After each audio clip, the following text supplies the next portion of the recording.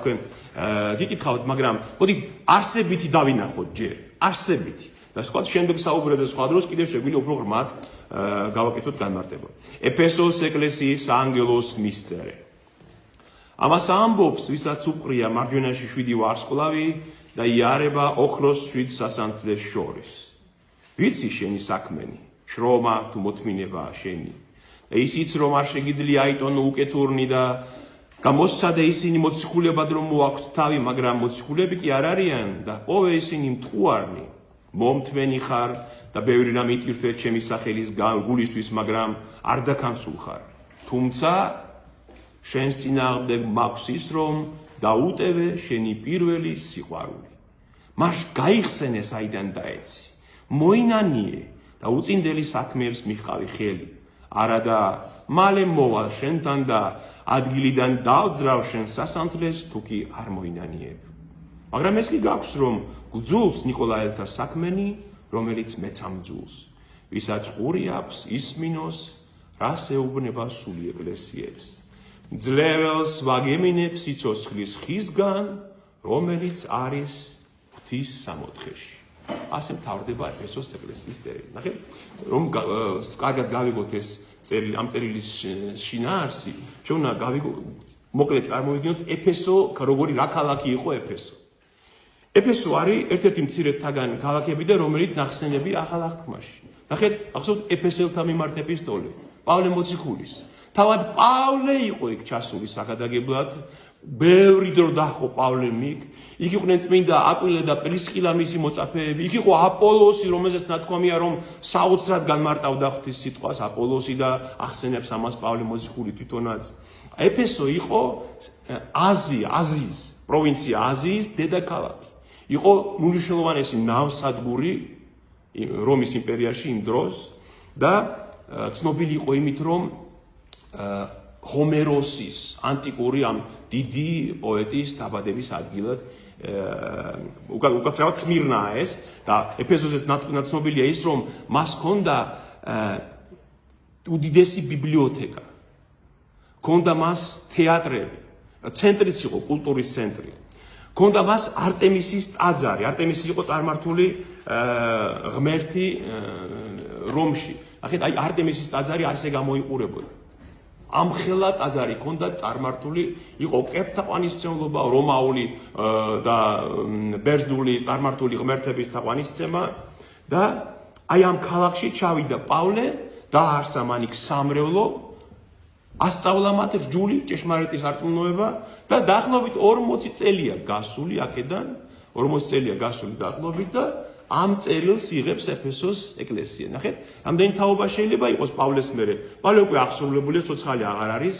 ის პირველი ქრისტიანებიც, ვინც პავლეს მოწაფეები იყვნენ, აღარ არიან ალბათ უკვე ცოცხალი ბევრნი, ალბათ შეიძლება უმრავლესობა და მეორე თაობა მაინც არის უკვე იმ ეფესოს ეკლესიის. და ქრისტეს წესმეს მათ რომ ვიცი თქვენი საქმენი, შრომა და მოთმინება თქვენი. ნახეთ, თავად ღმერთი ეუბნება, რომ მან ყველაფერი იცის, რასაც ისინი აკეთებენ. არ შეგიძლია აიტანო უკეთურნი, ვერ იგუებს ცოდვას თავის თავში. და სრულ მოციქულები რომ მოვიდნენ შენთანო, შენ გამოსცადეო ისინიო და არ მიიღეო. წარმოგიდგენიათ, როგორი ცოდნა აქვს პავლეს მიერ ნაკადაგების სარწმუნოებისა, რომ სრულ მოციქულები რომ მოვიდნენო, შეამოწმეო შენ მათი ცოდნაო და არ მიიღე ისინიო. რომელ ეკლესიაში შეუულია დღეს თქვას ჩვენთან ეს? ასე იცოდეს თავად მრევლმა სარწმუნოება, რომ ვიღაცა რომ მოვა და უკადაგებს რაღაცას, ეუბნება არა, ეგ არ არის ის, რაც არის ჭეშმარიტი, რაც პავლემ გვიქადაგა და ამისთვის აქებს მათი ესო ქრისტე. ხედავთ? ჯერ აქებს, იცის საქებარი რაც არის. ბევრი იტვირთვე ჩემს გამო, მაგრამ არ დაქანცულ ხარ. მოუღლელი, შრომელი სამრევლოა. მაგრამ შემდეგ ეუბნება ბრალდებას. შენს წინააღმდეგ მაქვს ის, რომ დაივიწყე შენი პირველი სიყვარული. სიყვარულით აღარ აკეთებენ ამას.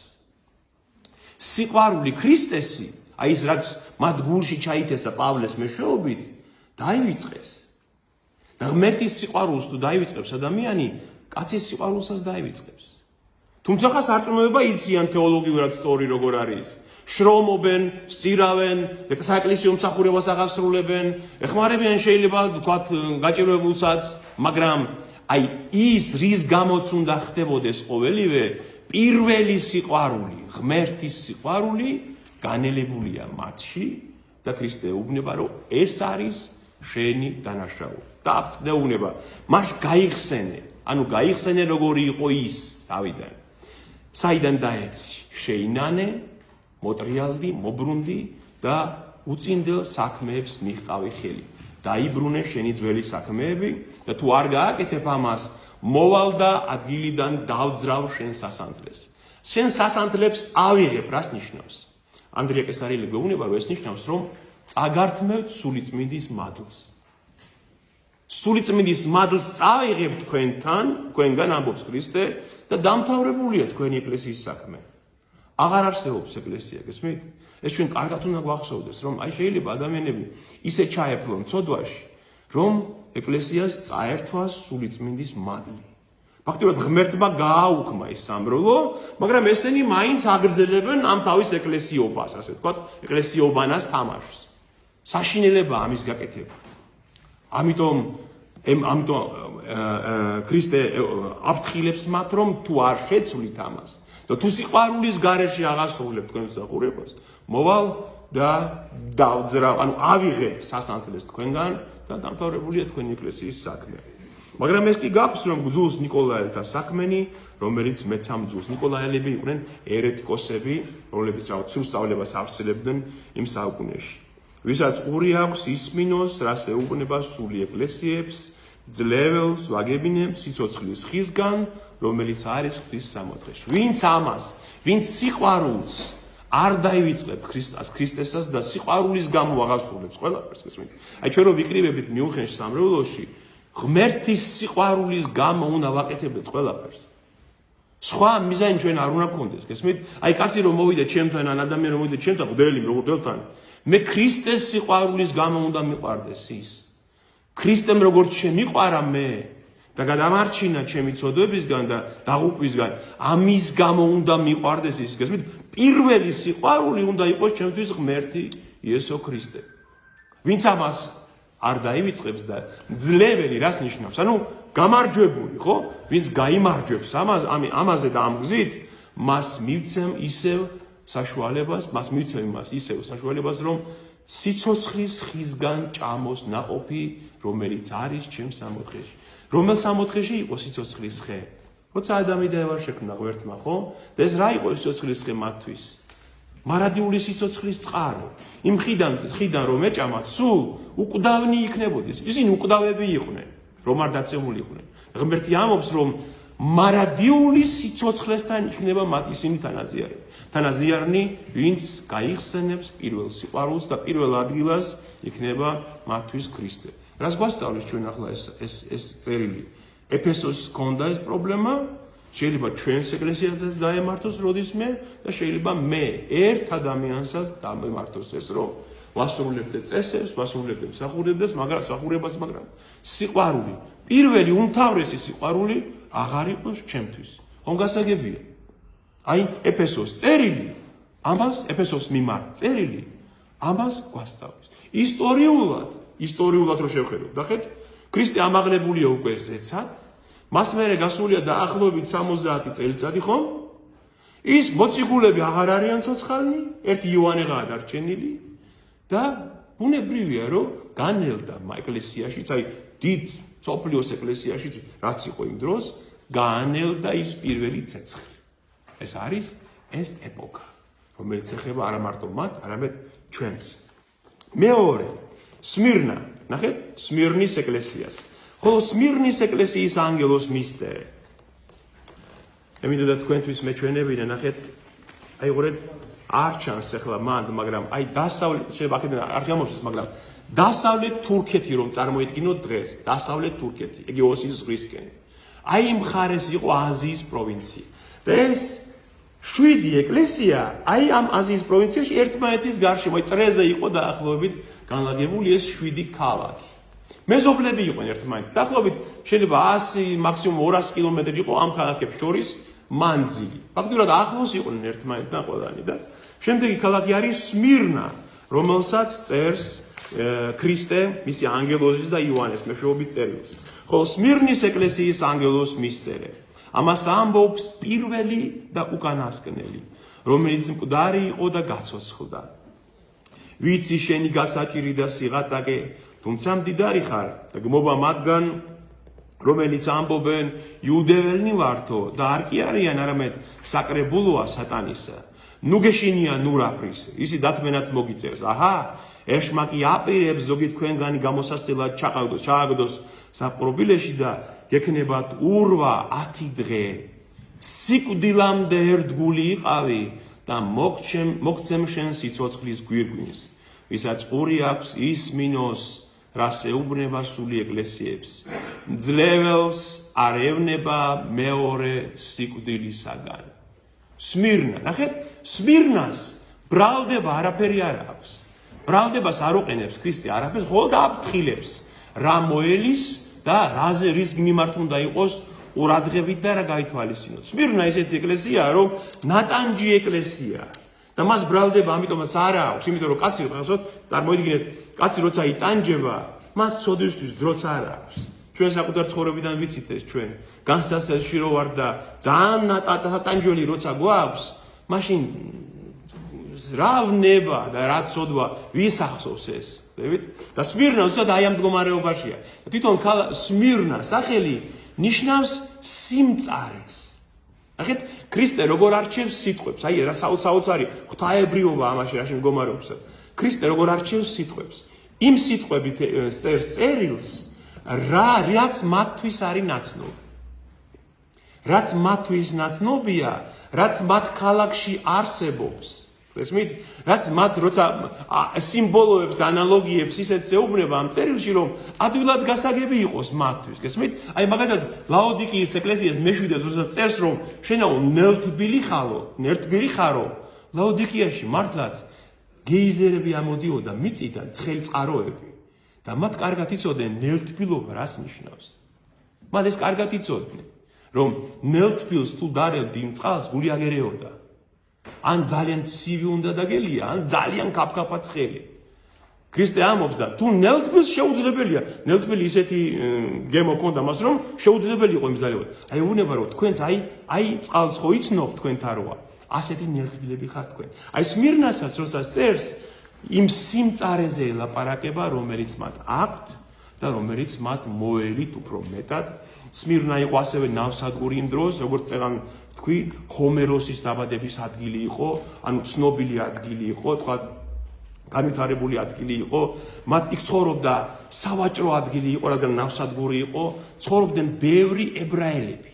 იუდეველები უკვე ბევრი ცხოვრობდნენ იქ, გადმოსახლებული ისრაელიდან და იყო მდიდარი ქალაქი. გესმით? და ამ მდიდარ ქალაქში, რადგან ეს ქრისტიანები პატარა ჯგუფი იყო და პატარა ეკლესია იყო და უარს ამბობდნენ თაყვანისცემაზე წარმართული ღმერთების, მათ ფაქტიურად გადაკეტილი ჰქონდათ ყველა გზა წინსვლისთვის, ვაჭრობისთვის, არ აძლევდნენ საშუალებას, რომ მათაც მიეღოთ ამ ეკონომიკურ ცხოვრებაში მონაწილეობა და დაჩაგრულები იყვნენ. ამიტომაც ეუბნება, რომ ვიცი შენი გაჭირვება და შენი სიღარიბე, რომ ღარიბი ხარ, მაგრამ დიდარი ხარ ჩემ თვალში ეუბნება. თუმცა იტანჯები ამის გამო, მაგრამ ჩემ თვალში ხარ მდიდარი. და ეუბნება, გმობა იმათგან, რომლებიც ამბობენ იუდეველები ვართო და არ არიან ისინი იუდეველები, არამედ სატანის საკრებულოა. ეს ძალიან მნიშვნელოვანი ადგილია და რატომ? სმირნაში რა ხდებოდა, იცით? აი რომ წარმოვიდგინოთ ამ ეკლესიის მდგომარეობა. ებრაელები რომის იმპერიაში ერთადერთი ჯგუფი ებრაელები იყვნენ, როგორც ახლა მაშინაც ძალიან ნიჭიერი და ასე თქვათ მოხერხებული ხალხი იყო ებრაელები და ვაჭრობაში განსაკუთრებით და ეს დიდ მოგება მოქონდა ქალაქს მათი საქმიანობით და ერთადერთი ებრაელები იყვნენ, ვინც გათავისუფლებული იყვნენ კეისრის თაყვანისცემისგან. კეისარი რომის იმპერიაში გამოცხადებული იყო ღმერთად, ხომ ასე იყო. სმირნათან იყო ძალიან პატრიოტული ქალაქი და სმირნა იყო პირველი ქალაქი, სადაც ქალღმერთ რომის დედაქალაქის რომის ქალღმერთს დაუდგეს ტაძარი და ძალიან პატრიოტები იყვნენ ესენი და როგორ ვინმე თუ მათ სარწმუნოებას არ აღიარებდა, ჩვენთვისაც ცნობილია დღეს ხო საქართველოში. თუ მათ ეროვნულ ასე ვთქვათ, სახელმწიფო სარწმუნოებას ვინმე არ აღიარებდა, ის მათთვის გარიყული უნდა ყოფილიყო. გესმით? და ებრაელები იყო ერთადერთი ჯგუფი, რომლებიც გათავისუფლებული იყვნენ კეისრის თაყვანისცემისგან. ეს ამ დათმობაზე მიდიოდა რომის იმპერია. მაგრამ ახლა გამოჩნდა მეორე ჯგუფი ქრისტიანთა სახით, რომლებიც ამბობენ, არა, ჩვენ არ ვცემთ კეისარს თაყვანს. ერთადერთი ადამიანი, ვისაც შეიძლება თაყვანი სცემდეს, არის განკაცებული ღმერთი, იესო ქრისტე. და ამის გამო ებრაელები დიდ პრობლემას უქმნიდნენ იუდეველები ქრისტიანებს. გესმით? ამიტომაც ამბობს ქრისტე, ვიცი მე იმ საკრებულოს ამბები, რასაც გიშავებთ თქვენ. რომ ამბობენ იუდეველები ვართო, მაგრამ არ არიან ისინი იუდეველები, რატომ? იუდეველი, რომელიც ქრისტეს მესიას, ანუ არ აღიარებს, არ არის ის იუდეველი. ამას ამბობს თავად იესო ქრისტე. და ვიცი თქვენი გაჭირვება და ამბობს, რომ ისიც იცოდეთ, რომ ზოგიერთი თქვენგანს სატანა აპირებს, რომ ჩაყაროს საპყრობილეში. დაპატიმრებაც მოგიწევთ. უფრო უარესი მოდის თქვენზე უნება. ქრისტე და მოგიწევთ ურვა, ანუ ტანჯვა გექნებათ 10 დღე. ეს 10 დღე ნიშნავს იმას, რომ დაუსრულებელი არ იქნება თქვენი ტანჯვა. ნუ რაღაც განსაზღვრული პერიოდი იქნება თქვენი ტანჯვისა და აფრთხილებს. იყავი სიკვდილამდე ერთგული.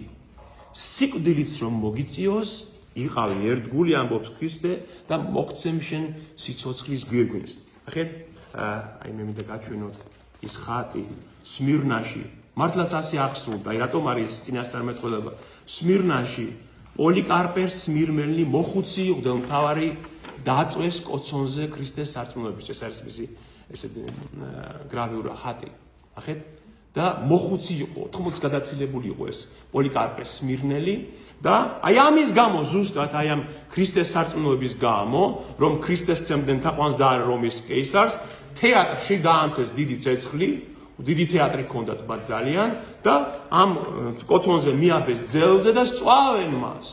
და უნებიან ბოლოს სიკვდილის წინ რომ აღიარე, ერთხელ ეცი თაყვანი კეისარს, უარყავი ქრისტე და რატო იმწარებს სიცოცხლეს და ის ამბობს, ჩემი დარჩენილი მაქვს რამოდენიმე წელიწადი და მთელი ცხოვრება ქრისტესგან სიცკეთის მეტი არაფერი მახსოვს. და რამოდენიმე წლის გამო დავთმო ახლა ეს და ვეღარ აიტანა ერთ-ერთმა სამხედრომ პოლიკარპესაც ცეცხლზე ტანჯვა და მახვილი უძგერა და ამ კოცონზე მოკლეს. აი რასაც ქრისტე ამბობს, სიკვდილამდე ერთგული იყავი. და სიკვდილამდე ერთგული იყო პოლიკარპე და კიდევ მრავალი, რომელიც სმირნაში იტანჯა. და ამბობს, ვისაც ყური აქვს ისმინოს, ძლეველს არ ეკნება ნება მეორე სიკვდილისაგან. პოლიკარპესთვის ეს რომელი სიკვდილი იყო, პირველი თუ მეორე? პირველი. მაგრამ მან ძლია, ხო მამას? აი ამ ტანჯვას ძლია და მეორე სიკვდილი რომელია?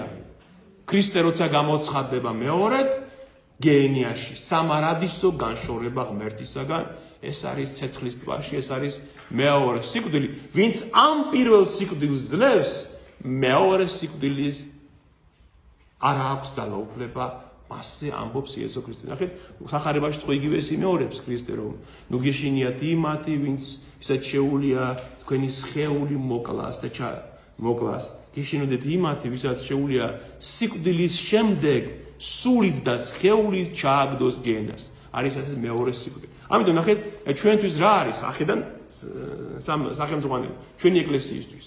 ჩვენ გვექნება შევიწროება. გესმით? ჩვენ ხა უბრალოდ აი ისეთ ეპოქაში მოგვიწია ცხოვრება, რომ არ გვდევნია. თორე მოვა დრო, აუცილებლად მოვა დრო, როცა ჩვენ სარწმუნოებისთვის შეიძლება დევნა და გაჭირვება მოგვიწიოს. ეს მას უნდა ველოდოთ ჩვენ მუდმივად. ყოველთვის უნდა ველოდოთ ამას.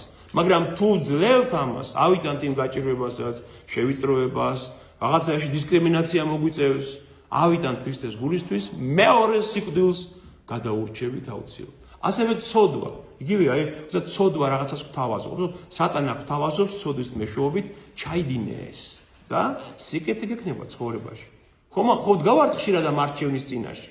თუ დავთანხმდებით ცოდვას, ეშმაკთან წავალ გარიგებაზე, ბევრი რამე შეიძლება გამიმარტივდეს ცხოვრებაში. ხომ ასეა? ხომ ასეა? თუ არ დაუთმობ და ძლევ, მეორე სიკვდილს გადაურჩევ. ისტორიულად რომელი ეპოქაა ეს? როცა უკვე დაიწყო ქრისტიანთა დევნა.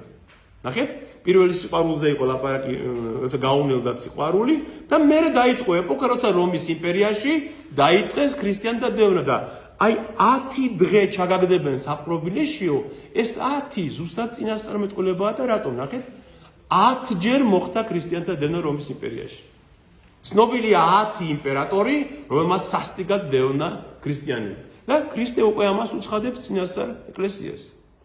და მათ ალბათ ჭკვიანმა ხალხმა იცნო ეს დრო, როცა დაუდგათ სატანჯველი ქრისტიანებს, სანამ კონსტანტინემ არ დაასრულა რომის იმპერიაში ქრისტიანთა დევნა მე-4 საუკუნის დასაწყისში.